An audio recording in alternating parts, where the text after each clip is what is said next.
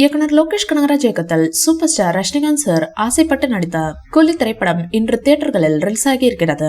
கூலி திரைப்படம் ஓடும் தியேட்டர்களில் எல்லாம் ரசிகர்கள் கூட்டமாக இருக்கிறது. தியேட்டர்களை பார்த்தால் திருவிழா நடக்கும் இடம் போன்று பிரகாசமாக உள்ளது.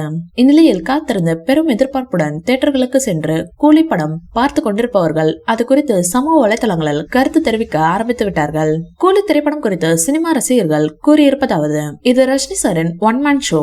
தலைவரை வைத்து சூப்பர் படம் கொடுத்திருக்கிறார் லோகேஷ். முதல் பாதி தீயாக இருக்கிறது. இந்த படத்திற்கு அனிருத் 10 கப் 10 ஃபயர் கொடுத்தது ஏன் என்று தற்போதுதான் புரிகிறது. கூலி படத்தை மிஸ் பண்ணிடாதீங்க. இதெல்லாம் தியேட்டரில் பார்த்து கொண்டாட வேண்டிய சம்பவம். கௌரவ தோற்றத்தில் வந்திருக்கும் பாலிவுட் நடிகர் அமீர் கான் மிரட்டி இருக்கிறார். ரஜினி சார் அமீர் கான் வரும் காட்சி மிரட்டலாக உள்ளது. படத்தின் கிளைமேக்ஸை சத்தியமாக எதிர்பார்க்கவில்லை. ஹைப் கொடுத்ததற்கு ஏற்றபடிதான் இருக்கிறது கூலி திரைப்படம். தலைவர் படத்திற்கு ரூபாய் 1000 கோடி வருவது உறுதி. கூலி திரைப்படத்தின் முதல் நாள் முன்பதிவு வசூல் மட்டும் ரூபாய் 100 கோடியை தாண்டி உள்ளது. இதில் தமிழ்நாட்டில் 36 கோடியும் வெளிநாடுகளில் 44 கோடியும் வசூலாகி உள்ளது. இந்தியாவில் ஒட்டுமொத்தமாக 127 கோடி வசூலாகி உள்ளது. மொத்தமாக கூலி திரைப்படத்தின் முதல் நாள் வசூல் 190 கோடியை தாண்டி உள்ளது. கேரளா தளபதி விஜய் கோட்டை என்றாலும் இன்று வெளியான கூலி திரைப்படம் 10 கோடி வசூலாகி உள்ளது.